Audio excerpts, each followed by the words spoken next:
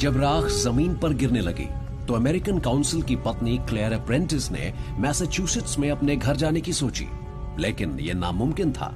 अगले हफ्ते उसने एक बड़ा फंक्शन आयोजित किया था और उसे पोस्टपोन नहीं किया जा सकता था।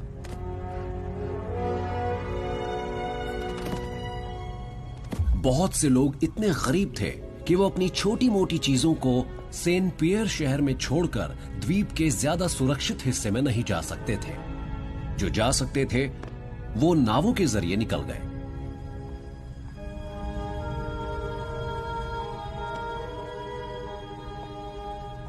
मेयर फूशे देर शाम तक एसेंशन डे बैंक्वेट और बॉल की तैयारियों में जुटे रहे, लेकिन इस बीच नीचे काम करने वाले लोग फंक्शन की तैयारी के दौरान बैंक्वेट हॉल से राख हटाते रहे।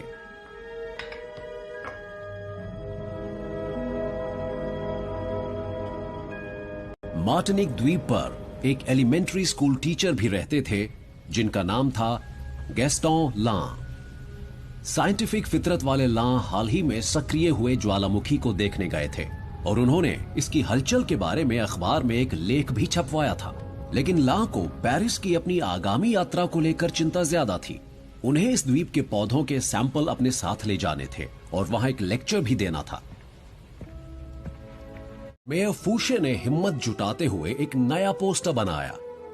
नगरवासियों, आप डरे नहीं, बहता हुआ लावा हाल फिलहाल तो शहर तक पहुंच नहीं सकेगा। ज्वालामुखी और हमारे बीच की दूरी 7 किलोमीटर है। माउंट पेले और हमारे बीच 2 बड़ी घाटियां और दलदल है। इन्हें भरने के लिए बहुत ज्यादा लावा चाहिए।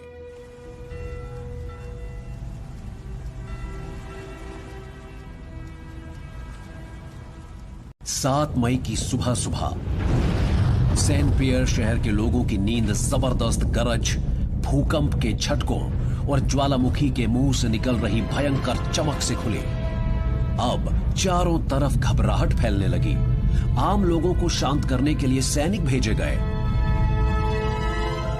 और तभी 8 मई बृहस्पतिवार की सुबह सुबह ज्वालामुखी एकदम शांत हो गया। हवा भी ठंडी और साफ सुथरी लग रही थी और समुद्र था एकदम शीशे जैसा।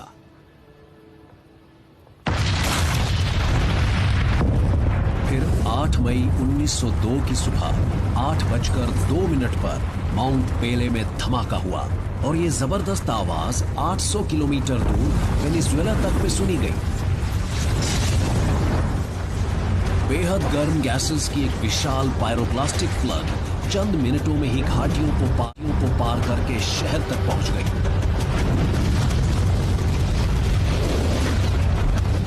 यह धमाका किसी न्यूक्लियर धमाके से कम नहीं था।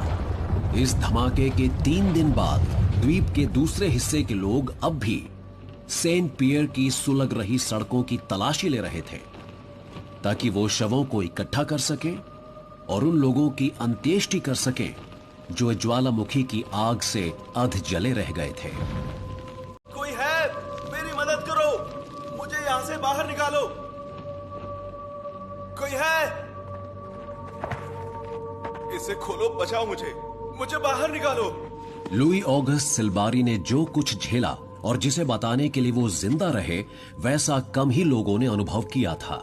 ज्वालामुखी के फटने पर उन्होंने खुद को कैद में रखने वालों की चीखें सुनी और फिर डरावना सन्नाटा छा गया। इसके बाद उनकी कोठरी के छोटे से रोशनदान से जबरदस्त गर्मी अंदर आई।